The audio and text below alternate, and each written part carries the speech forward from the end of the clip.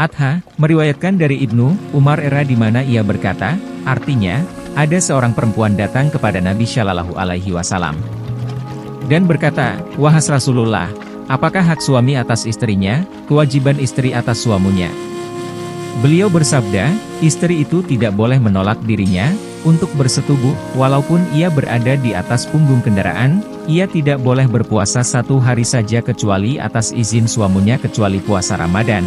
Apabila ia melakukan puasa tanpa izin suaminya, maka pahalanya itu untuk suaminya sedangkan dosanya untuk istrinya. Dan ia tidak boleh keluar kecuali atas izin suaminya.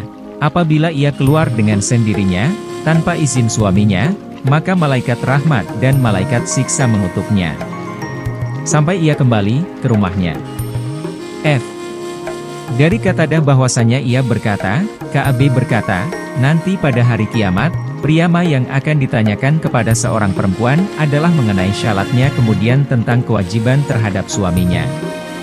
Bersabda, artinya, diriwayatkan dari Al-Hasan dari Nabi Shallallahu Alaihi Wasallam bahwasanya beliau bersabda, apabila istri itu lari dari rumah suaminya maka syaratnya tidak akan diterima sampai ia kembali dan meletakkan tangannya pada tangan suaminya seraya berkata, perlakukanlah aku sekehendak hatimu. Sesungguhnya istri itu apabila mengerjakan sholat dan tidak berdoa untuk suaminya maka syaratnya itu ditolak sehingga ia berdoa untuk suaminya. Dari Qatadah bahwasanya ia berkata, dinwayatkan kepada kami bahwasanya di dalam salah satu di antara khutbah Rasulullah Shallallahu Alaihi Wasallam. Artinya, wahai manusia, sesungguhnya kamu mempunyai hak atas istri-istrimu dan istri-istrimu juga mempunyai hak atas kamu.